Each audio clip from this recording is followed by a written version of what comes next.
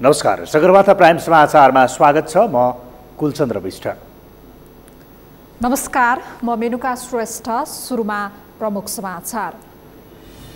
बाँकेमा 9 र पर्सामा 1 गरी एकै दिन 10 जना नयाँ संक्रमित थपिए। नेपालमा कोरोना संक्रमितको संख्या 69 पुग्यो। 7 वर्षीय बालक पनि संक्रमित। राष्ट्रपतिबाट आगामी वैशाख 26 गतेका लागि बजेट अधिवेशन आह्वान। लकडाउन पछिको अर्थतन्त्रलाई ध्यानमा राखी बजेट ल्याउन पूर्व अर्थमन्त्रीको सुझाव। लकडाउनको आज 41औं दिन। लकडाउनको अवधि लम्बिँदै जाँदा उल्लङ्घन गर्नेको संख्या बढ्दै लकडाउन खुकुलो बनाउने तयारी। कोरोना भाइरसको संक्रमणबाट ज्यान गुमाउनेको संख्या 2,45,000 नाग्यो। 35,04,000 बढी संक्रमित, 11,29,000 निको भए।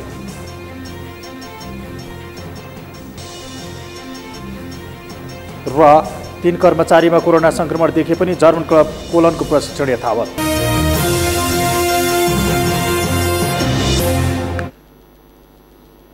सगरमाथा प्राइम समाचार अब विस्तारमा। नेपालमा आज एकै दिन 10 जना नयाँ कोरोना संक्रमित थपिएका छन्। स्वास्थ्य तथा जनसङ्ख्या मन्त्रालयका अनुसार आज नेपालगञ्जमा 9 र पर्सामा 1 गरी 10 जनामा कोरोना संक्रमण देखिएको हो। आज नेपालमा पहिलोपटक 7 वर्षीय बालकलाई समेत कोरोना संक्रमण देखिएको छ। अमृत राज काफ्लेको रिपोर्ट।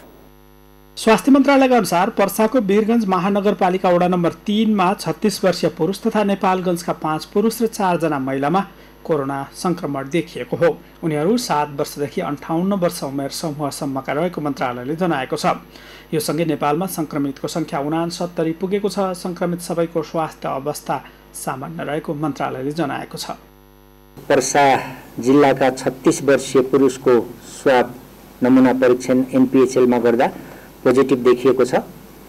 त्यसैगरी नेपालगञ्जको प्रयोगशालामा परीक्षण गर्दा 9 जना थप पोजिटिभ देखिएको छ, जसमा 5 जना पुरुष र 4 जना महिला हुनुहुन्छ।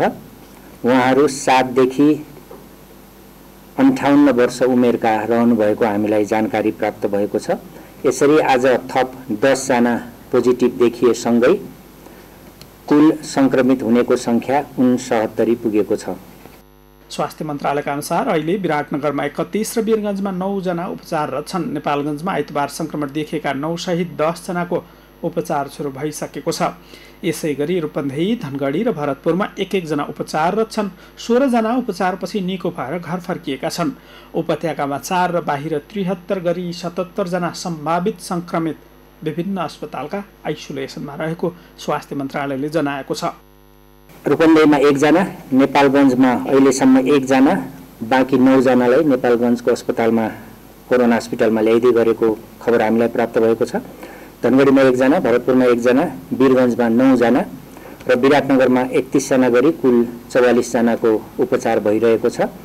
बाँकी 9 जना चाहिँ अस्पताल ल्याउँदै गरेको अवस्था छ र सबै संक्रमितहरूको स्थिति हामीलाई प्राप्त जानकारी अनुसार सामान्य रहेको छ। आइतबारसम्म 13,414 वटा पीसीआर नमुना परीक्षण र 49,688 वटा आरडीटी विधिबाट परीक्षण भएका छन्। पछिल्लो 24 घण्टामा 1,479 वटा परीक्षण भएको स्वास्थ्य मन्त्रालयले जनाएको छ। अहिले देशभरका क्वारेन्टाइनमा 21,951 जना रहेका छन्। सगरमाथा टेलिभिजनका लागि क्यामेरामा सुरेन्द्र राउतका साथमा अमृत राज काफ्ले, काठमाडौँ। आज एकै दिन 9 जनाको संख्यामा नेपालगञ्जमा कोरोना संक्रमित भेटिएका छन्। यस विषयमा थप कुराकानी गर्न हाम्रा बाँकी सहकर्मी मधु पौडेल हाम्रो प्रत्यक्ष टेलिफोन सम्पर्कमा हुनुहुन्छ। मधुजी, हजुर हजुर, आज एकैचोटि 9 जनाको संख्यामा त्यहाँ संक्रमित भेटियो। यस अगाडि पनि 1 जनालाई भेटिएको थियो। आज भेटिएकाहरूको अवस्था के छ? उनीहरू त्यहाँका स्थानीय हुन् कि बाहिरबाट आएका मानिसहरू हुन् कि के छ उनीहरूको विवरण? जस्तो 19 गते वैशाखमा 1 जना पुरुषमा कोरोना संक्रमण पुष्टि भएसँगै आज फेरि 9 जनाको पुष्टि भएको छ। खास गरी नेपालगञ्ज उपमहानगरपालिकाभित्र पर्ने 8 नम्बर वडा र 5 नम्बर वडाका उहाँहरू स्थानीय हुन् भन्ने कुरा हामीलाई जानकारी भएको छ। र जुन 19 गते संक्रमित पुरुष हुनुहुन्थ्यो, उहाँकै सम्पर्कमा रहेका व्यक्तिहरू हुन्, त्यही टोलमै बस्नेहरू हुन्। तर उनको फ्यामिलीहरू भरि नभएको भन्ने कुरा, परिवारहरू नभएको भन्ने कुरा हामीलाई जानकारी आएको छ। अब उनीहरूको अहिले उनीहरूलाई अहिले जस्तै उहाँहरूलाई अहिले आइसोलेसन खजुराको सुशील कोइराला मेमोरियम अस्पताल जुन कोरोना आइसोलेसन अस्पताल निर्माण गरेको छ त्यहाँ लैजाने क्रममा अब प्रक्रियामा रहेको हामीलाई जानकारी भएको छ।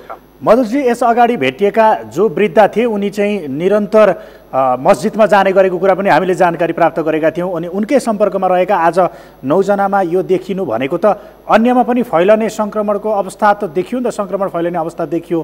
के छ अवस्था, के भन्छन् त्यहाँका? हो, एकदमै जस्तो अहिले खास गरी त्यो जुन 8 नम्बर 5 नम्बर नेपालगञ्जका केही वडाहरू 4 स्थानहरूमा सिल गरेको अवस्था नै हो। हिजो मात्रै जुन 90 जनाको स्वाब परीक्षण गर्दाखेरि 30 जना, ती मध्ये 90 जना मध्येमा 30 जनाबाट को रिजल्टमा आज 9 जना कोरोना पोजिटिभको नतिजा आएको भनेपछि बाँकी अझै 60 जनाहरूको के अवस्था हुने भन्ने कुरा पनि अझै यसको रिजल्ट नआइसकेको हुँदा, नतिजा नआइसकेको हुँदा अब अन्यलाई पनि सङ्क्रमण हुने अवस्था एकदमै विकराल भएको हामीले देख्न सक्छौँ।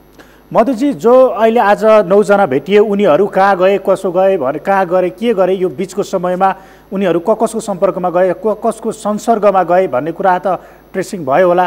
के प्राप्त गर्नु भएको छ तपाईँले यस विषयमा जानकारी? अझैसम्म उहाँहरूलाई खास गरी योभन्दा अगाडि महेन्द्र बाबुङ क्याम्पसको क्वारेन्टाइनमा राखिएको भन्ने कुरा हामीलाई जानकारी आएको छ। उहाँहरू अब जस्तै कि खास गरी यो जुन अस्ति वैशाख 19 गते जुन कोरोना सङ्क्रमित भेटिनु भएको थियो उहाँहरूकै सम्पर्कमा आउने व्यक्तिहरू नै हुन् भन्ने कुरा पनि आएको छ। तर उहाँको फ्यामिलीको रिजल्ट अझै नतिजा नसकेको र तर उनीहरू सम्पर्क व्यक्तिहरू भएको हुँदाखेरि उनीहरूलाई पनि अहिले 9 जनाको कोरोना पोजिटिभ देखिएको हो। 7 वर्षको बालकमा पनि भेटिएको छ भनिएको छ होइन? हजुर, एकदमै। जस्तो उहाँ मैले अघि पनि जानकारी गराएँ यहाँलाई, उहाँ जुन 19 गते वैशाख 19 गते भेटिनुभएका एकजना पुरुष खास गरी पढाउन जाने, होम ट्युसनहरू गर्न जाने हुँदाखेरि ती 7 वर्षको बच्चालाई पनि त्यो कोरोना सङ्क्रमित भएको भनेर हामीलाई जानकारी आएको छ। मधुजी, अहिले तपाईँले भन्नुभयो उनी होम ट्युसन पढाउन जाने गर्थे भनेपछि उनको संसर्ग अझ लामो समय ठुलो क्षेत्रमा फैलिने देखियो। बाँकीको चाहिँ के गरिएको छ? योभन्दा अगाडि नै उहाँहरूलाई चाहिँ क्वारेन्टाइनमा राखिएको छ कि उहाँहरूको पनि अहिले जुन आउन बाँकी छ रिजल्ट परीक्षणको उहाँहरूको नै स्वाब हो कि के हो? एकदम बाँकीको सबैको स्वाब परीक्षण गरिसकिएको छ, लिइसकेको छ। त्यसको नतिजा आउन अझै आजलाई 1 दिन लाग्छ होला भन्ने कुरा हामीलाई जिल्ला जनस्वास्थ्य कार्यालय बाँकीको कोरोना फोकल पर्सन नरेश श्रेष्ठज्यूले जानकारी गराउनु भएको छ। यो 9 जना भेटिसकेपछि र त्योभन्दा अगाडिमा केही फरक छ त्यहाँको अहिलेको अवस्था? मतलब सिल गर्नेदेखि लिएर लकडाउन परिपालना गर्नेदेखि लिएर मान्छेहरू बाहिर आउने कुरा? हजुर, एकदमै छ। अहिले जस्तो त्यही पनि अलिअलि केही मात्रामा पाटोपुट्टो मात्रामा निस्किएता पनि अहिलेको अवस्था हेर्दाखेरि एकदमै कडा भन्दा पनि आफै पनि बाहिर नगइरहेको अवस्था छ। अब स्थानीयहरू एकदमै त्रसित भएको अवस्था पनि छ, किनभनेपछि यो समुदायमा फ्यामिलीबाट समुदायमा गइसकेपछि अब यसलाई कसरी नियन्त्रण गर्ने अथवा यसलाई कसरी रोक्ने भन्ने कुरामा पनि एउटा क्वेसनहरू आइरहेको छ। मैले जिल्ला प्रहरी कार्यालय बाँकेका प्रमुख एसपी वीरबहादुर ओलीज्यूसँग पनि मैले कुरा गरेको थिएँ, कसरी गर्दै हुनुहुन्छ। अब हामी सुरक्षा संयन्त्रलाई पनि लैजाने र जुन 9 जना छन् उनीहरूलाई अझै पहिचान भइसक्यो। जस्तो उनीहरूको 9 जना पोजिटिभ आइसक्यो भन्ने कुरा त थाहा भइसक्यो, तर को हुन् भन्ने कुरा अझै पहिचान भइसकेको छैन। त्यस कारणले गर्दाखेरि ती 90 जनामा अथवा 30 जनामा को हुन् भनेर अब पहिचान गरेर उनीहरूलाई यहाँको स्थानीय खजुरा गाउँपालिकाको जुन कोरोना आइसोलेसन अस्पताल छ त्यहाँ लगेर उपचार गर्ने भन्ने कुरा पनि हामीलाई जानकारी दिनुभएको छ। हस् मधुजी, जानकारीका लागि धन्यवाद। उहाँ हुनुहुन्थ्यो हाम्रा बाँके सहकर्मी मधु पौडेल। त्यहाँ आज एकैपटक 9 जनामा कोरोना सङ्क्रमण देखिएको छ भने यसअगाडि 1 जना वृद्धमा कोरोना सङ्क्रमण देखिएको छ। उनकै संसर्गमा रहेका 9 जनामा आज कोरोना सङ्क्रमण देखिएको उहाँले बताउनु भयो र ती देखिएकाहरू पनि को हुन् भनेर ती स्वाब सङ्कलन गरिएका मध्ये को हुन् भनेर पहिचान हुन बाँकी रहेको कुरा पनि उहाँले जानकारी गराउनु भयो भने यो अगाडि देखिएका कोरोना सङ्क्रमण पुष्टि भएका मान्छे चाहिँ होम ट्युसनमा पढाउन जाने कारणले गर्दा उनको चाहिँ फैलावट उनको संसर्ग चाहिँ एउटा ठुलो जमातमा भएको कारणले अन्यमा पनि यो हुन सक्ने र यसको विस्तार अझ विकराल रूपमा हुन सक्ने किसिमको आकलन गर्न सक्ने अवस्था रहेको उहाँले जानकारी गराउनु भयो। त्यसै गरेर आज नै पर्सामा पनि एकजनामा कोरोना सङ्क्रमण पुष्टि भएको छ। यस विषयमा थप कुराकानीका लागि हामीसँग पर्सा सहकर्मी आबिद हुसैन प्रत्यक्ष टेलिफोन सम्पर्कमा हुनुहुन्छ। आबिदजी, हजुर, आज जो सङ्क्रमण सङ्क्रमित देखिनु भयो उहाँ त्यहाँको स्थानीय हुनुहुन्छ कि बाहिरबाट आउनुभएको मान्छे हुनुहुन्छ, के उहाँको पृष्ठभूमि? कञ्चनजी, बिरगंज महानगरपालिका वडा नम्बर 3 छपकैया निवासी 36 वर्षका युवा मा कोरोना सङ्क्रमण पुष्टि भइसकेको छ र उहाँ नेपाली नागरिक नै हुन्। उहाँ बिरगंज महानगरपालिका वडा नम्बर 3 का स्थानीय बासिन्दा नै हुन्। अनि उनी योभन्दा अगाडि बाहिर अथवा दोस्रो मुलुक भारत लगायत अथवा तेस्रो मुलुक गएका थिए कि उनी ती नै हुन्?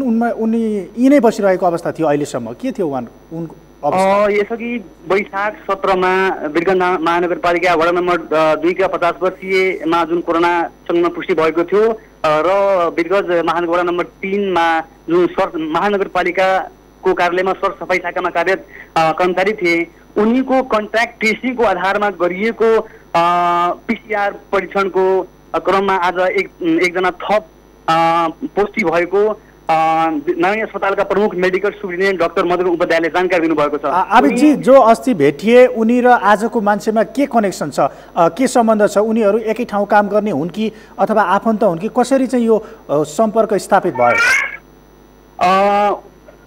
जुन आज 36 वर्षका युवा जुन कोरोना सङ्क्रमण पोजिटिभ देखिएको छ, उनी जुन नगरपालिकामा सरसफाई कार्यरतमा कर्मचारी थिए, उनीसँग प्रत्यक्ष सम्पर्कमा थिए र वडा समिति कार्यालय वडा नम्बर 3 मा चाहिँ उहाँ गएका थिए। त्यहाँ राहत वितरण राहत वितरणमा चाहिँ उनीले सहयोग गरेका थिए र यी जुन आज जुन 36 वर्षका जुन कोरोना पोजिटिभ देखिएका छन्, यिनी यसअघि जुन यो कोरोना सङ्क्रमण देखिएका थिए तिनका प्रत्यक्ष सम्पर्कमा आएका व्यक्ति हुन्। आबिदजी, मैले तपाईँलाई यहाँ रोकेँ, उनी राहत वितरणमा पनि संलग्न भए भनेर यहाँले भन्नुभयो। त्यसो भने त राहत वितरणमा त राहत लिन जानेहरूको सङ्ख्या पनि ठुलो थियो होला, सङ्क्रमणको अवस्था अझ देखिने भयो। ती राहत प्राप्त गर्ने अथवा त्यो कार्यक्रममा सहभागी हुनेहरूको चाहिँ के गरिएको छ? उहाँहरूलाई क्वारेन्टाइनमा लिएको छ अथवा उहाँहरूको स्वाब सङ्कलन गरेर परीक्षण गरिँदैछ? के छ उहाँहरूको अवस्था चाहिँ? सम्भावित सङ्क्रमित व्यक्ति जति पनि थिए उनीहरूको चाहिँ स्वाब सङ्कलन गरेर काठमाडौँ प्रशासनलाई पठाइसकेको छ र सम्भावित सङ्क्रमित व्यक्ति सबैले चाहिँ बिरगन्जको सिद्धार्थ माध्यमिक विद्यालयमा क्वारेन्टाइनमा राखेको अवस्था छ। हस् आबिदजी, जानकारीका लागि धन्यवाद। उहाँ हुनुहुन्थ्यो हाम्रा पर्सा सहकर्मी आबिद हुसैन। त्यहाँ एकजनामा आज कोरोना सङ्क्रमण पुष्टि भएको छ भने ती चाहिँ राहत वितरण कार्यक्रममा पनि संलग्न भएको उहाँले जानकारी गराउनुभयो र ती राहत वितरणमा कार्यक्रममा संलग्नहरू र सम्भावित जोखिम रहेकाहरूको स्वाब सङ्कलन गरेर उनीहरूको नमुना काठमाडौँ स्थित जनस्वास्थ्य प्रयोगशालामा पठाइएको छ र त्यसको नतिजा आउन बाँकी छ। हामी सगरमाथा प्राइम समाचारमा छौँ। अब बाँकी समाचार। राष्ट्रपति विद्यादेवी भण्डारीले सङ्घीय संसदको बजेट अधिवेशन आगामी 26 गते अपराह्न 4 बजेका लागि आह्वान गर्नुभएको छ। आजै सरकारले वैशाख 26 गते सङ्घीय संसदको बजेट अधिवेशन बोलाउन राष्ट्रपति समक्ष सिफारिस गर्ने निर्णय गरेको थियो। सरकारको निर्णयकै आधारमा राष्ट्रपति भण्डारीले अपराह्न 4 बजे बस्ने गरी बैठक आह्वान गर्नुभएको हो। यसअघि संसदको हिउँदे अधिवेशन कोरोना सन्तासका कारण सूचना टाँसेर अन्त्य गरिएको थियो। जेठ 15 गते आगामी आर्थिक वर्षको बजेट ल्याउनुपर्ने बाध्यात्मक व्यवस्थाका बीच सङ्घीय संसदको बैठक आह्वान भएको हो। बजेट अधिवेशनमा प्री बजेट छलफल हुने र राष्ट्रपतिद्वारा सरकारको नीति तथा कार्यक्रम पेश हुनेछ। जेठ 15 गते सरकारको आगामी आर्थिक वर्षको बजेट आउनेछ।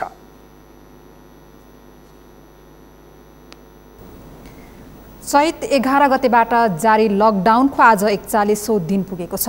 लकडाउन घोषणा भएसँगै सरकारले अत्यावश्यक काम बाहेक घर बाहिर ननिस्कन आग्रह गर्दै आएको छ। तर लकडाउनको 41औं दिनसम्म आइपुग्दा दैनिक हजारौं नागरिकहरूले लकडाउनको उल्लङ्घन गरेको र सयौंको सङ्ख्यामा सवारीले लकडाउन उल्लङ्घन गरेका छन्। शान्ता दनुवारको रिपोर्ट। दर्शकबिन, कोरोना भाइरसको संक्रमण फैलिन नदिन सरकारले देशव्यापी लकडाउन घोषणा गरेको आज 41 दिन पुगेको छ। यति बेला हामी काठमाडौँको बिजुली बजार स्थित छौँ र लकडाउन घोषणा भएसँगै राजधानी लगायत देशका विभिन्न जुन सडकहरूमा चाहिँ अत्यावश्यक बाहेकका सवारीहरू चलेका थिएनन्। तर गएका दिनहरूभन्दा आजको दिनमा जुन हामी यो दृश्य देख्न सक्छौँ, यहाँ चाहिँ अत्याधिक सवारी साधनहरू चाहिँ गुडिरहेका छन् र यसले एउटा के सङ्केत गर्छ भनेदेखि आम नागरिकहरूमा चाहिँ यो कोरोनाको त्रास कम भएको र लकडाउन कमजोर हुँदै गएको चाहिँ जुन हामी अनुमान गर्न सक्छौँ र जुन लकडाउन उल्लङ्घन गर्नेहरूलाई सुरक्षाकर्मीहरूले नियन्त्रणमा लिएर कारबाही गर्दै आए पनि लकडाउन लम्बिँदै जाँदाखेरि यो सवारी साधनहरू पनि एकदमै बढी मात्रामा देखिएको छ। लकडाउनका बेला अत्यावश्यक काम बाहेक अन्य काममा घर बाहिर ननिस्कन सरकारले प्रतिबन्ध लगाएको छ।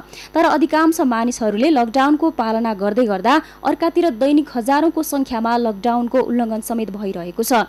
आइतबार पनि काठमाडौँ उपत्यकाका विभिन्न स्थानबाट लकडाउन उल्लङ्घन गर्ने 784 जनालाई पक्राउ गरेको प्रहरले जनाएको छ।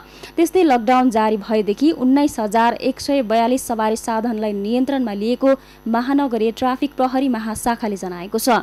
आइतबार मात्र 447 सवारी साधनलाई नियन्त्रणमा लिएको महाशाखाले जनाएको छ। लकडाउनका बेला अत्यावश्यक कामका लागि भनेर लिएको सवारी पास दुरुपयोग गर्ने 2192 सवारी साधनलाई पनि ट्राफिक प्रहरीले कारबाही गरेको छ। सुरुका दिनहरूमा भन्दा पछिल्ला दिनहरूमा सवारीको चाप बढेको छ।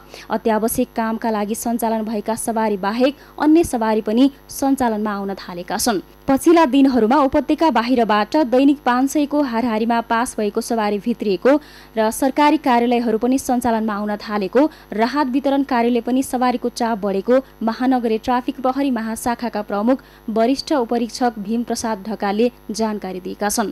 जहाँसम्म अलिकति भेहिकल बढ्यो भन्ने कुरा छ, यसमा दुई चारवटा कारणहरू छ र पहिलो कुरा भनेको उपत्यका यो राजधानी हो र मफसलको जिल्ला र टाढा टाढा जिल्लाहरूबाट पनि दिनमा 400-500 को संख्यामा पास भएको जरुरी भेहिकलहरू भित्रिराखेको छन्। नम्बर 1। दोस्रो भनेको जुन राहत सामग्री वितरणको कुरा चाहिँ पछिल्ला दिनहरूमा बढेको छ हैन, त्यो राहतसँग सम्बन्धित गाडीहरू पनि यहाँ चाहिँ मुभमेन्ट भइराखेको छ। अनि त्यस्तै तेस्रो भनेको जुन चाहिँ घर घरमा चाहिँ किनमेलको सामानहरू पुर्याउनको लागि गाडीहरू गुड्ने गर्छ। अहिले जुन अनलाइन मार्फत चाहिँ खरिद गर्ने जुन कुरा छ हैन, नेपाल सरकारले घर घरमा चाहिँ सामान पुर्याउने हिसाबले जुन निर्णयहरू भएको छ त्योसँग सम्बन्धित गाडीहरू पनि यहाँ गुडिरहेको छ। तेस्रो। चौथो भनेको चाहिँ कतिपय बैंक वित्तीय संस्थाहरू जुन नागरिकलाई अति आवश्यक कारोबार गर्नुपर्ने नगदीको चाहिँ कारोबार गर्नको लागि पैसा जम्मा गर्ने र निकाल्ने कुरामा बैंकहरू खुलेका छन्, वित्तीय संस्थाहरू खुलेका छन्, भनेपछि त्योसँग सम्बन्धित भेहिकलहरू पनि भए। अति आवश्यक सेवा र आपतकालीन अवस्थाका बाहेक अन्य सवारी गुड्न नपाइने भनेर सरकारले उर्दिने जारी गरेको छ। तर लकडाउनको समय लम्बिँदै जाँदा सडकमा सवारी साधनको चाप बढ्दै गएको छ।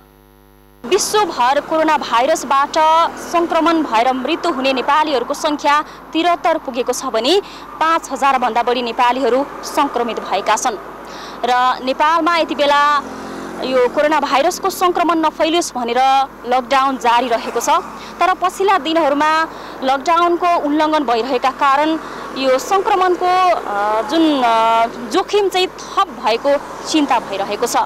सगरमाथा टेलिभिजनका लागि क्यामेरामा उत्सव वाग्लेका साथ शान्ता दनुवार, काठमाडौँ। सरकारले लकडाउनलाई खुकुलो बनाउने भएको छ। पछिल्लो पटक थपिएको लकडाउन 25 गते सकिने भएपछि देशलाई 3 भागमा विभाजन गरी खुकुलो बनाउने तयारी गरिएको हो। जसको लागि सरकारले कार्ययोजना पनि बनाएको छ। श्रीकृष्ण सुवेदीको रिपोर्ट। लकडाउनलाई खुकुलो र खुला गर्ने उद्देश्य सहित सरकारले कोभिड-19 बहिर्गमन रणनीति तयार पारेको छ। कोभिड-19 को सम्भावित महामारी कम गर्न चैत 11 गतेदेखि जारी लकडाउनले सर्वसाधारणको जनजीवन अस्तव्यस्त भएको र मुलुकको आर्थिक अवस्था समेत कमजोर हुँदै गएको विश्लेषण सहित सरकारले देशलाई रेड, येल्लो र ग्रीन जोनमा विभाजन गरी लकडाउन खुकुलो बनाउने रणनीति गरेको हो। अब स्वास्थ्य सम्बन्धी तथ्याङ्क र वैज्ञानिक विश्लेषणका आधारमा देशका विभिन्न भागलाई हरियो क्षेत्र ग्रीन जोन, पहेँलो क्षेत्र येल्लो जोन र रातो क्षेत्र रेड जोनमा विभाजन गरिनेछ। त्यसरी विभाजन गरिएपछि संक्रमण नियन्त्रणमा रहेको क्षेत्रलाई ग्रीन जोनमा राखिनेछ। ग्रिन जोनमा पर्ने जिल्ला र क्षेत्रमा लकडाउन हटाएर सबै क्रियाकलाप खुला गरिनेछ। यसैगरी संक्रमण नियन्त्रण उन्मुख रहेका जिल्ला र क्षेत्रलाई येल्लो जोनमा राखिनेछ र सो क्षेत्रमा मुख्य क्रियाकलाप मात्रै खुला राखिनेछ। संक्रमण नियन्त्रण बाहिर रहेको क्षेत्रमा भने लकडाउन जारी राखिनेछ र कृषि बाहेक अन्य सबै क्रियाकलाप बन्द गरिनेछ। यसरी सरकारको कार्ययोजना अनुसार काठमाडौँ उपत्यका, बागलुङ लगायतका क्षेत्र येल्लो जोनमा पर्नेछन्। उदयपुर, विराटनगर, नेपालगञ्ज लगायतका क्षेत्र रेड जोनमा र प्रदेश नम्बर 6 लगायतका केही हिमाली जिल्ला ग्रिन जोनमा पर्नेछन्। बाँकी प्रदेश सरकार र स्थानीय सरकारले सिफारिस गरे बमोजिम हुनेछन्। सरकारले लामो समयसम्म लकडाउन जारी राखिने रेड क्षेत्रमा अत्यावश्यक खाद्यान्न आपूर्ति गर्ने तथा राहत आवश्यक पर्ने परिवारका लागि राहत दिने व्यवस्था मिलाउनेछ। लकडाउनले खुकुलो बनाउन संक्रमण विस्तार हुने क्रम नियन्त्रणमा आएको हुनुपर्नेछ भने स्वास्थ्य प्रणालीबाट सबै केसको पहिचान गर्न, जाँच गर्न, आइसोलेसनमा राख्न, उपचार गर्न र सबैको कन्ट्याक्ट ट्रेसिङ गर्न सक्षम भएको हुनुपर्नेछ। पूर्ण तथा आंशिक बन्दाबन्दी खोलेको अवस्थामा नेपालमा कोरोना नियन्त्रणका लागि बन्ने रोकथाम र नियन्त्रणका विषय क्षेत्रगत प्रोटोकलको व्यक्ति, कर्मचारी वा व्यवसायीबाट अनुशासन पालना गराउन सक्षम संयन्त्र र तिनै तहका सरकार तथा समुदाय स्तरबाट सचेतना अभिवृद्धि गर्नुपर्ने आवश्यकता कार्ययोजनामा उल्लेख गरिएको छ। सगरमाथा टेलिभिजनका लागि क्यामेरा पर्सन प्रकाश कुँवरका साथ श्रीकृष्ण सुवेदी, काठमाडौँ। सगरमाथा प्राइम समाचारमा अब एकैछिन विश्रामपछि म्याग्दीमा लकडाउनले समस्यामा परेका विपन्न परिवारलाई राहत स्वरूप रोजगारी, उच्च सतर्कता अपनाएर आयोजना सञ्चालन गरिँदै। उदयपुरका बिरामीलाई उपचार गर्न नमानेको भन्दै अस्पतालको विरोध, उपचार गर्न नमान्ने अस्पताललाई कारबाही गर्न माग। र कोरोना भाइरसको संक्रमणबाट ज्यान गुमाउनेको संख्या 2,45,000 नाग्यो, 35,04,000 बढी संक्रमित।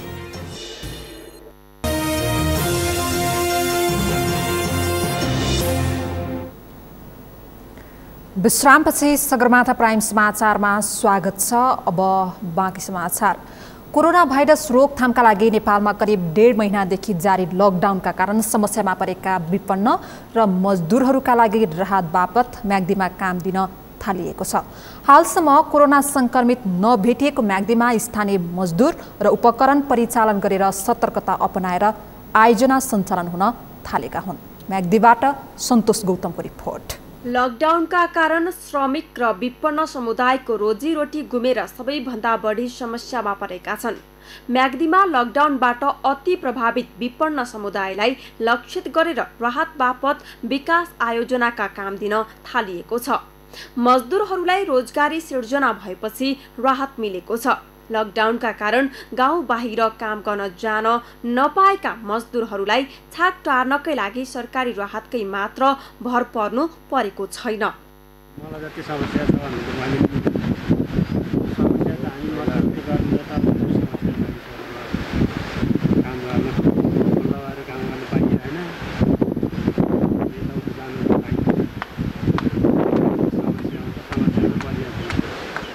प्रदेश संघ सरकारका निकाय र स्थानीय तहद्वारा सञ्चालित पूर्वाधार निर्माणका आयोजनाहरू सामाजिक दूरी कायम र कामदारको सुरक्षा सतर्कता अपनाएर सञ्चालन भएका छन्।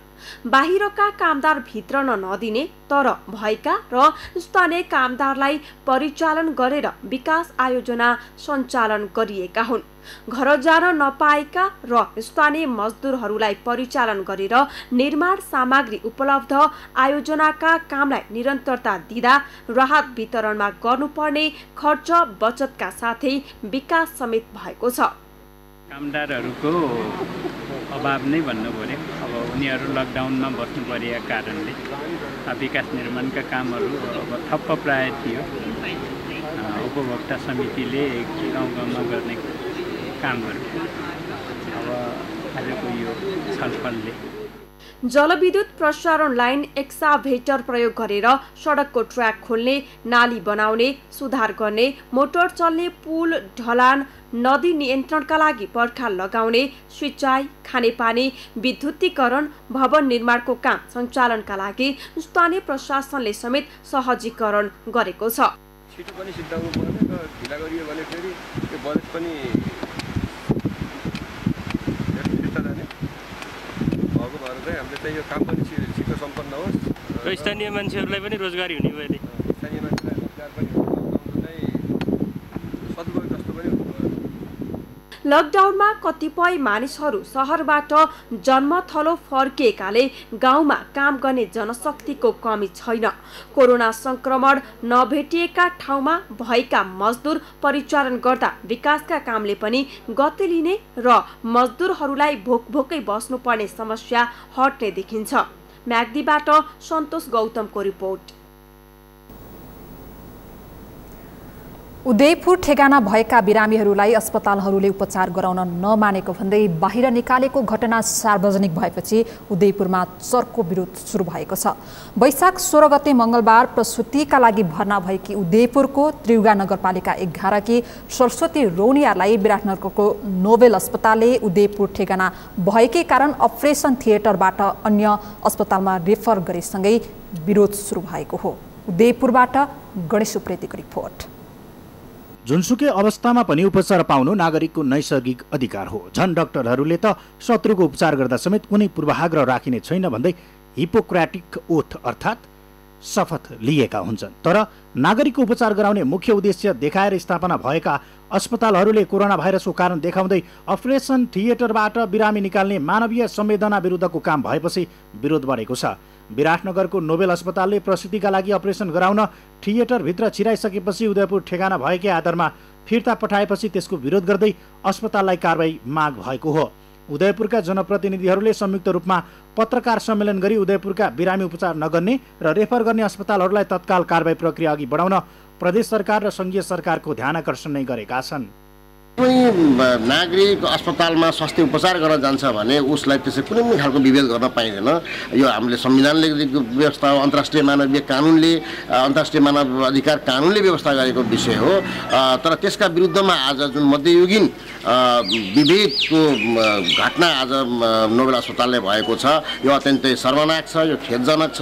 यसरी चाहिँ नोबेल हस्पिटलमा गयो र डेलिभरी केस भनेको अत्यन्तै जरुरी केस हो कि त्यसमा आमा छोरा आमा र बच्चाकै ज्यान चाहिँ जोखिम हुने खालको चाहिँ केस भएको हुनाले जसरी फिर्ता गरिदियो यसले हामीलाई गम्भीर चाहिँ चिन्तित बनाएको छ र त्यो हस्पिटललाई अहिले जुन जसरी कमजोरी गर्यो त्यो कमजोरी गरेको बापत प्रदेश सरकार र संघीय सरकारले त्यसलाई सही छानबिन गरेर चाहिँ कारबाहीको दायरा चाहिँ मा ल्याउनुपर्छ। कोरोना भाइरसका कारण उदयपुरको त्रियुगा नगरपालिका 3 भुल्केमा रहेका 28 जनामा कोरोना पुष्टि भएसँगै उदयपुरका बिरामीलाई विराटनगरका अस्पतालले रेफर गर्दै आएका छन्। विराटनगरको नोबेल हस्पिटलले उदयपुरकी गर्भवतीलाई सुत्केरी सेवाबाट वञ्चित गरेपछि नोबेल अस्पतालले गर्ने सम्पूर्ण विज्ञापन उदयपुरमा निषेध गर्ने बताइएको छ। कोरोना महामारीको बेला एकले अर्काको सहयोग हौसलामा जुट्नुपर्नेमा हस्पिटलले अमानवीय व्यवहार गरेको भन्दै 1 वर्षसम्म उदयपुरमा नोबेल अस्पतालका कुनै पनि गतिविधि गर्न नदिने समेत पत्रकार सम्मेलनमा जानकारी गराइएको छ। उदयपुरको बिरामी लगेपछि बाटैबाट फर्काउने, हस्पिटलै पस्न नदिने यी कुरा देखेर मैले चाहिँ सबै साथी पत्रकार मित्रहरूदेखि लिएर बुद्धिजीवी राजनीतिक दलहरू सबैलाई अनुरोध गरेको छु कि यदि त्यस्तै समस्या आयो बिरामीले उपचार गर्न पाउनु भएन भने मैले नम्बरसम्म दिएको छु, त्यो नम्बरमा मलाई कन्ट्याक्ट गर्नुहोस्। म मिडियासँग र सामाजिक विकास मन्त्रालयसँग पनि कुरा गरेर उहाँहरूलाई चाहिँ स्वास्थ्य सेवा दिलाउने प्रतिबद्ध छु। उदयपुरमा कोरोना पुष्टि भएपछि उदयपुरमा भयावह रूपमा कोरोना फैलिएको भन्दै विभिन्न सञ्चार माध्यममा समाचार प्रकाशन र प्रसारण भएका थिए। त्यही अनुरूप जनताहरूले लकडाउनको पालना गरेका कारण थप कोरोना फैलन नपाएको जनप्रतिनिधिहरूको भनाइ छ। अस्पतालहरूले देखाएको व्यवहारले नागरिकको स्वास्थ्य सेवाको अधिकारमा धावा बोलेको भन्दै त्यसको सबैले विरोध गर्नुपर्ने जिल्ला स्वास्थ्य कार्यालय उदयपुरको भनाइ छ। प्रदेश नम्बर 1 मा उदयपुर, भोजपुर र झापागढी कुल 31 जनामा कोरोना पुष्टि भएको छ भने उदयपुरमा मात्र 28 जनामा कोरोना पुष्टि भएको हो। यस अवधिमा उदयपुरमा 669 जनाको स्वाब परीक्षण गरिएको छ भने यो समाचार तयार पार्दासम्म 3 जनाको मात्र रिपोर्ट आउन बाँकी रहेको छ। झन्डै 700 जनाको परीक्षण गर्दा 28 जनामा मात्र पुष्टि भएका कारण त्रसित नहुन तथा सचेत रहन सबैलाई आग्रह गरिँदै आएको छ। जनप्रतिनिधि, नागरिक, राजनीतिक दल र अधिकार कर्मीको संयुक्त माग कसरी सम्बोधन हुन्छ भनेर उदयपुरवासी प्रदेश र सङ्घीय सरकारको कदम पर्खिरहेका छन्। सगरमाथा टेलिभिजनका लागि उदयपुरबाट गणेश सुप्रेतीको रिपोर्ट। सुदूरपश्चिम प्रदेश सरकारले स्थापना गरेको कोरोना भाइरस कोभिड-19 जोखिम नियन्त्रण तथा व्यवस्थापन कोषबाट हालसम्म 32 करोड 12 लाख रकम खर्च भइसकेको छ। स्वास्थ्य सामग्री खरिददेखि राहतका लागि स्थानीय तह मार्फत समस्यामा परेका नागरिकलाई राहत दिन सो रकम खर्च भएको प्रदेश सरकारले जनाएको छ। केही स्थानीय तहहरूले पहिलो चरणको राहत वितरण कार्यक्रम सकेर दोस्रो चरणको राहत वितरणमा जुटेका छन्। कैलालीबाट दिनेश विष्टको रिपोर्ट। प्रदेश सरकारले स्थापना गरेको 40 करोडको सो कोषमा यस क्षेत्रमा रहेका बैंक, वित्तीय संस्था, व्यवसायी तथा विभिन्न निजी क्षेत्रबाट समेत नगद तथा खाद्यान्न सहयोग भएको थियो। 40 करोड सरकारको र अन्य क्षेत्रबाट सहयोग भएको 2 करोड 35 लाख रकमबाट हालसम्म 32 करोड 12 लाख रकम खर्च भइसकेको प्रदेश सरकारले जनाएको छ। कोरोना भाइरस कोभिड-19 जोखिम नियन्त्रण तथा व्यवस्थापन कोषको जिम्मा पाएको आन्तरिक मामिला तथा कानुन मन्त्रालयका अनुसार हालसम्म 16 करोड रकम राहतका लागि स्थानीय तहहरूलाई दिइसकेको छ। त्यस्तै भेन्टिलेटर लगायत अन्य स्वास्थ्य सामग्री खरिदका लागि 15 करोड बढी रकम सामाजिक विकास मन्त्रालयलाई दिइएको थियो। प्रदेशको शान्ति सुरक्षा मजबुत बनाउनका लागि 9वटै जिल्ला प्रशासन कार्यालय, प्रदेश प्रहरी कार्यालय, नेपाली सेना तथा सशस्त्र प्रहरी र राष्ट्रिय अनुसन्धान विभागलाई आवश्यक रकम सहयोग गरिएको मन्त्रालयले जनाएको छ। हालसम्म प्रदेश सरकारको रकम र दातृ निकायबाट भएको नगद रकम र खाद्यान्न सामग्री सहयोगबाट आवश्यक सामग्री खरिद तथा स्थानीय तहलाई नगद हस्तान्तरण गरिएको प्रदेश सरकारले जनाएको छ। कोभिड-19 रोगको चाहिँ यो महामारीलाई यसलाई चाहिँ नियन्त्रण गर्न, रोकथाम गर्न, उपचार गर्न र चाहिँ विविध व्यवस्थापन गर्नलाई प्रदेश सरकारले खास गरेर यो आन्तरिक मामिला तथा कानुन मन्त्रालयमा यो कोषको सचिवालय रहने गरी र चाहिँ म स्वयं यो कोषको अध्यक्ष रहने गरी प्रदेश सरकारले 40 करोड प्रदेश सरकारको तर्फबाट यो कोषमा रकमको व्यवस्था गरेको हो। नागरिकको तर्फबाट विभिन्न सङ्घ संस्थाको तर्फबाट पनि 2 करोड 35 लाख जति यो कोषमा हालसम्म योगदान भएको छ। त्यस्तै धनगढी उपमहानगरपालिकाले पनि एक चरणको राहत वितरण गरेर दोस्रो चरणको राहत वितरण कार्यक्रम सुरु गरेको छ। धनगढी उपमहानगरपालिकाले 19वटै वडामा 11,000 भन्दा बढी परिवारलाई आइतबारदेखि राहत वितरण सुरु गर्न लागेको हो। अहिले हामी सङ्घीय सरकारको र हामी सबैको मोडेलको राहतहरू हामी वितरण गर्दैछौँ। हिजो हामीले 10 किलो दिएका थियौँ भने अहिले 10 किलो पाएकालाई 20 किलो, पाउँदै नपाएकालाई 30 किलोको दरले हामी यो राहत वितरण गर्दैछौँ।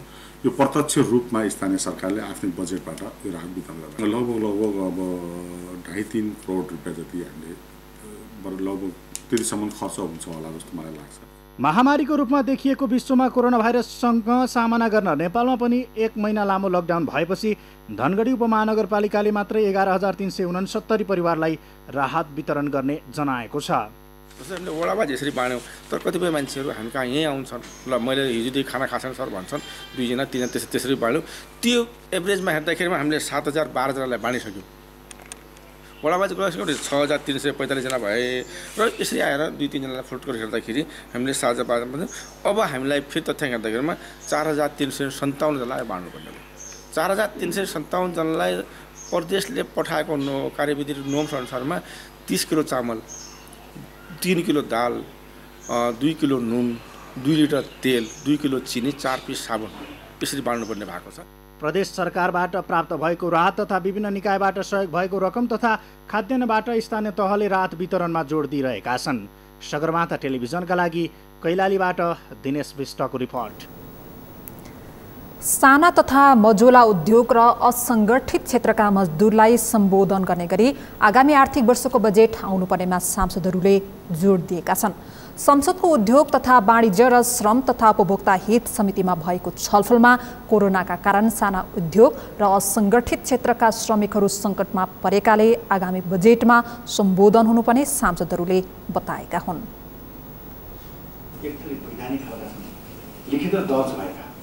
रेपुटेड चाहिँ कम्पनीमा काम गर्नेहरू एक थरी चाहिँ काम त 2 जना 5 जना 10 जना रेस्टुरेन्टमा काम गरेको छ। आधा चाहिँ उसको कृषिमा आधारित छ, आधा चाहिँ श्रममा आधारित छ, मजदुरमा आधारित छ। सांसद भीमसेन दास प्रधानले कृषिलाई प्राथमिकीकरण गर्दै घरेलु तथा मझौला उद्योगहरूलाई अगाडि बढाउने गरी बजेट आउनुपर्ने धारणा राख्नुभयो। कृषिमा निर्भर छ भनेपछि कृषिको हाम्रो एउटा पहिचान रहेछ। हामी नेपाल सबले सहिलोसँग रहेछ, सहिलोसँग सिक्न सक्ने त कृषि नै रहेछ भनेपछि अब ती चाहिँ विदेशमा गएका पनि अब फर्कँदैछ। उनीहरूलाई पनि फोकस गरेर हामीले त्यस्ता साना मझौला घरेलु उद्योगहरू चाहिँ स्थापित गर्न सक्यो भने त काम दिन सक्छौँ र त्यसले चाहिँ कमसेकम सेल्फ सस्टेन पनि जान्छ। सांसद सरिता कुमारी गिरीले 753 वटै स्थानीय तहहरूमा एक औद्योगिक क्षेत्र स्थापना गर्ने गरी बजेट आउनुपर्ने बताउनुभयो। नेपालमा पेट्रोल भण्डारको क्षमता बढाउने कुराहरू भए पनि काम नभएको उल्लेख गर्दै उहाँले कम्तीमा पनि 3 महिना भण्डारण क्षमता विस्तारका लागि बजेट विनियोजन हुनुपर्ने बताउनुभयो। अलैँची, चिया, कफी यस्ता उद्योगहरूबाट चाहिँ आत्मनिर्भर धेरै जनताहरू चाहिँ भएको अवस्था छ, तर त्यसलाई चाहिँ सरकारले त्यति ध्यान दिन सकिरहेको छैन। सांसद सुजता परियारले साना तथा मझौला उद्योगहरूलाई सरकारले नै प्राथमिकता नदिएको बताउनुभयो। ठूला उद्योगलाई मात्रै प्राथमिकतामा राखेर साना उद्योगहरू ओझेलमा परेको गुनासो छ। 3 महिनाको लागि भण्डारण क्षमता बढाउनेतर्फ नीति कार्यक्रम ल्याउँदैछ भन्ने कुरा पनि ल्याउन अत्यन्त जरुरी छ। किनभने जनताले अब वेट एन्ड वाचमा हेर्न बसिरहेछ, पर्खिरहेछ कि सरकारले पेट्रोलियम पदार्थको बारेमा के गर्दैछ त, जबकि एनओसीले यसको लागि व्यवस्था राम्रै गरेको छ। प्रत्येक प्रदेशमा जग्गा खरिद भएको छ, पैसा उनीहरूसँग प्रशस्त छ। मात्रै कुरा के छ भने सरकारले नीति कार्यक्रममा ल्याइदिएर बजेट बनाउन सजिलो भयो भने यो चाहिँ उपलब्धिमूलक हुनेछ भन्ने कुरा म यहाँ राख्न चाहे। सबै प्रदेशलाई हुनेछ। छलफलमा सांसद बिन्दु पाण्डेले प्रवासी श्रमिकको उचित व्यवस्थापन र उद्धारका लागि योजना बनाउनुपर्ने बताउनुभयो। अन्तर्राष्ट्रिय उडानहरू खुल्ला भएपछि नेपाल बाहिर रहेका जागिर गुमाएका र अप्ठ्यारोमा परेका नागरिकहरूलाई ल्याउनुपर्ने अवस्थामा पूर्व योजना नभई सम्भव नहुने भएकाले सरकारले त्यसतर्फ ध्यान दिनुपर्ने बताउनुभयो। कोरोना भाइरसको संक्रमण फैलिन नदिन सरकारले गरेको लकडाउनका कारण अपराधिक क्रियाकलापमा समेत कमी आएको छ। काठमाडौँ उपत्यकामा लकडाउन भए यता छिटफुट बाहेक अपराधका गतिविधि करिब शून्यमा सरेका छन्, जसका कारण उपत्यकामा भएका हिरासतहरू खाली परेका छन्। सन्तोष पेके थापाको रिपोर्ट। लकडाउनले देश ठप्प भएको बेला मानिसहरूबाट हुने गतिविधिमा समेत कमी आएको छ। कोरोना भाइरसको महामारी रोक्न सरकारले गरेको लकडाउनले मानिसहरूको दैनिकी मात्रै फेरिएको छैन, उपत्यकामा आपराधिक क्रियाकलापमा समेत कमी आएको छ, जसले गर्दा उपत्यकामा भएका हिरासत कक्ष खाली भएका छन्। दर्शकबिनहरू, यति बेला हामी काठमाडौँ महानगरीय प्रहरी परिसर टेकुमा रहेको हिरासतभित्र छौँ। लकडाउन यता काठमाडौँको दैनिकी फेरिएको छ, त्यो सँगसँगै काठमाडौँको दैनिकी बाहिरी जीवन मात्रै फेरिएको छैन। विभिन्न सजायमा जेल सजाय भोग्ने या त हिरासतमा रहने मान्छेहरू पनि अहिले हिरासतमा छैनन्, किनकि काठमाडौँमा यति बेला अपराधका घटनाहरू कम भएका छन् लकडाउनले गर्दाखेरि। यो अहिले हामी रहेको यो हिरासत चाहिँ महिला हिरासत हो, यसको उता चाहिँ ठ्याक्कै पुरुष हिरासत छ भने यो सँगै सटेर रहेको यहाँ चाहिँ तेस्रो लिङ्गीहरूका लागि राखिने एउटा हिरासत छ र यी 3वटा हिरासतमा जम्मा 150 कैदीबन्दीहरू राख्न सक्ने क्षमता छ। एउटा त नेपाल सरकारले नै निर्णय गरेको छ कि कतिपय त 1 वर्षभन्दा कम सजाय भएका मुद्दाहरूलाई पनि क्याटेगोराइज गरेर कति त जेलबाट पनि उनीहरूलाई उन्मुक्त गरिएको छ। मान्छेको मुभमेन्ट छैन भने घटना पनि त्यसै अनुरूप चाहिँ छैनन् नै, किनभने यहाँ मास ग्यादरिङ पनि कहीँ छैन, भट्टी पसल पनि कहीँ छैनन्। त्यस्तो खालको कुनै पनि कुराहरू नभएर अपराधमा अहिले न्यूनीकरणै छ। अपराध न्यून भएरै हाम्रो यी हिरासतहरू अलिकति खाली भएको अवस्था हो। नेपाल प्रहरीको 6 दशक लामो इतिहासमा महानगरीय प्रहरी परिसर काठमाडौँको हिरासत पहिलोचोटि खाली भएको हो। सर्वोच्च अदालतले अहिले गम्भीर प्रकृतिका र पक्राउ गरी थुनामा नराखी नहुने बाहेक अन्य घटनामा पक्राउ नगर्न भनेको छ। त्यस्तै धरौटी हाजिरी जमानीमा छोड्न मिल्ने थनुवालाई पनि आवश्यक प्रक्रिया मिलाएर सजाय माफी दिएपछि हिरासत कक्ष खाली भएका हुन्। लकडाउनले दिनहुँ जसो अपराधमा संलग्न व्यक्तिको पछि कुद्ने प्रहरी समेत लकडाउन कार्यान्वयन र कोरोनाको महामारीसँग जुझ्न पहिलो पंक्तिमा रहेर काम गरिरहेका छन्। भर्खरै परिसरको जिम्मेवारी सम्हालेका परिसर प्रमुख घेवालीले आपराधिक क्रियाकलापबाट सचेत रहँदै नागरिकलाई निश्चिन्त बनेर लकडाउनको पालना गर्न आग्रह गरे। र पुलिसलाई चाहिँ जति बढी सहयोग भयो उति समाज र इन्डिभिजुअल पनि सुरक्षित हुन्छ र जहिले पनि हामीहरू नागरिक प्रहरीले हातेमालो गरेर अगाडि बढ्नुपर्छ।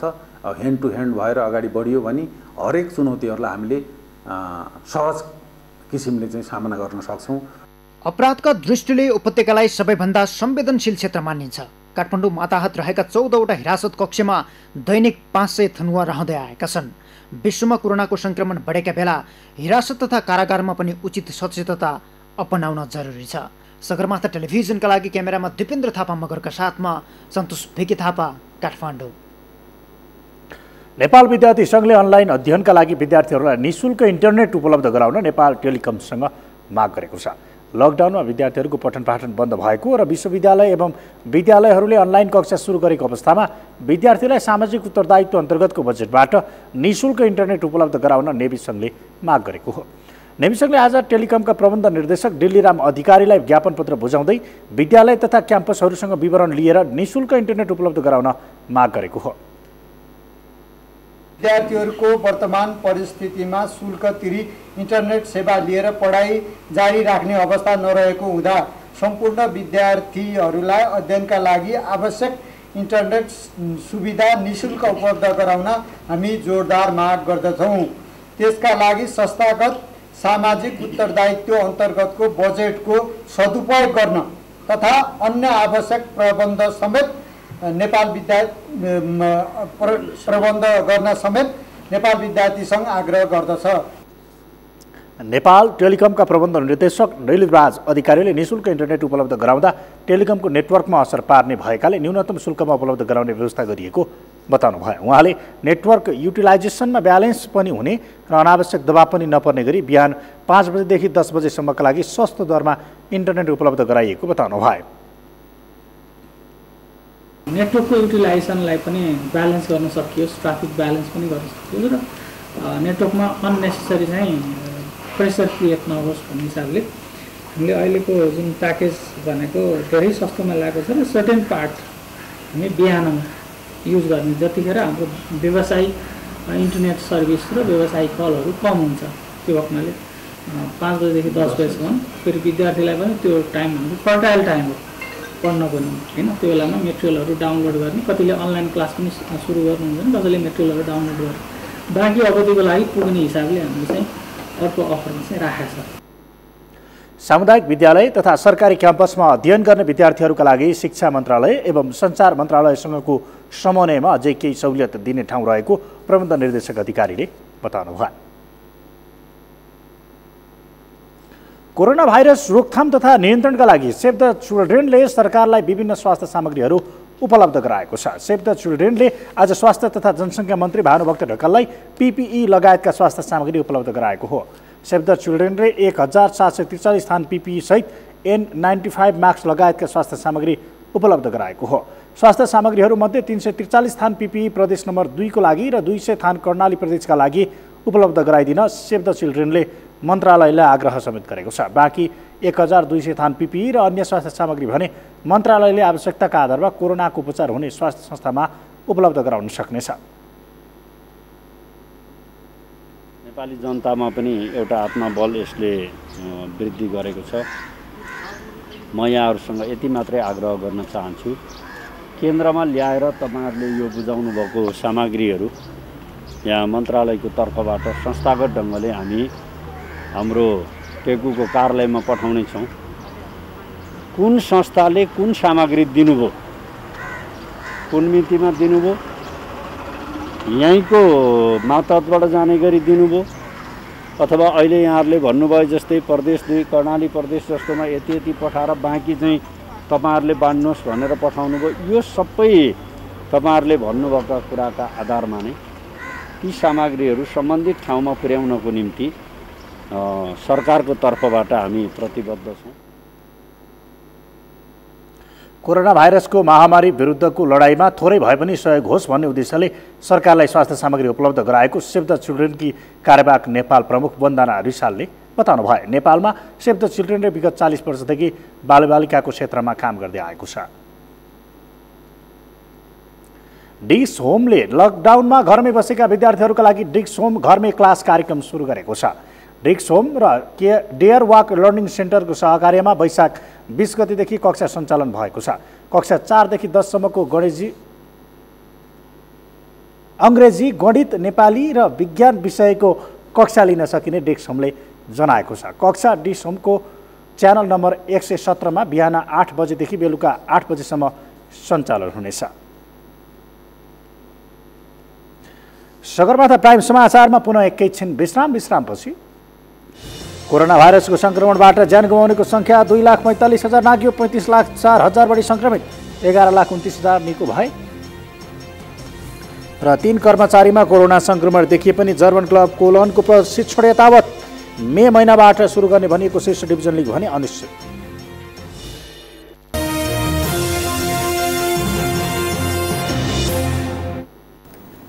यो सँगै हामी सगरमाथा प्राइम समाचारको अन्त्यमा छौँ। अन्त्यमा प्रमुख समाचार फेरि एकपटक। बाँकेमा 9 र पर्सामा एक गरी एकै दिन 10 जना नयाँ संक्रमित थपिए। नेपालमा कोरोना संक्रमितको संख्या 69 पुग्यो। 7 वर्षीय बालक पनि संक्रमित। राष्ट्रपतिबाट आगामी वैशाख 26 गतेका लागि बजेट अधिवेशन आह्वान। लकडाउन पछिको अर्थतन्त्रलाई ध्यानमा राखी बजेट ल्याउन पूर्व अर्थमन्त्रीहरूको सुझाव। लकडाउनको आज 41औं दिन काठमाडौँ लगायतका स्थान सुनसान। लकडाउनको अवधि लमिँदै जाँदा उल्लङ्घन गर्नेको संख्या बढ्दै। कोरोना भाइरसको संक्रमणबाट ज्यान गुमाउनेको संख्या 2,45,000 नाग्यो। 35,04,000 बढी संक्रमित, 11,29,000 निको भए र 3 कर्मचारीमा कोरोना संक्रमण देखिए पनि जर्मन क्लब कोलनको प्रशिक्षण यथावत मे महिनाबाट सुरु गर्ने भनिएको शीर्ष डिभिजन लिग भने अनिश्चित। हौस् त सगरमाथा प्राइम समाचार अहिलेलाई सकियो। तपाईँ समाचार बुलेटिनका साथै सगरमाथा टेलिभिजनका सम्पूर्ण कार्यक्रम www.sagarmatha.tv मा पनि पढ्न र हेर्न सक्नुहुनेछ। साथै युट्युबमा youtube.com/sagarmatha TV नेपालमा हेर्न सक्नुहुनेछ। मोबाइलमा प्ले स्टोर तथा एप स्टोरमा गई सगरमाथा टिभी एप डाउनलोड गरी हामीलाई प्रत्यक्ष हेर्न सक्नुहुनेछ। साथै तपाईँ हामीलाई फेसबुकमा पनि facebook.com/STV नेपालमा फलो गर्न सक्नुहुनेछ। समाचारको शिखर, नेपालको गौरव, नेपालको पहिलो न्युज च्यानल सगरमाथा टेलिभिजन हेर्दै गर्नुहोला। नमस्कार।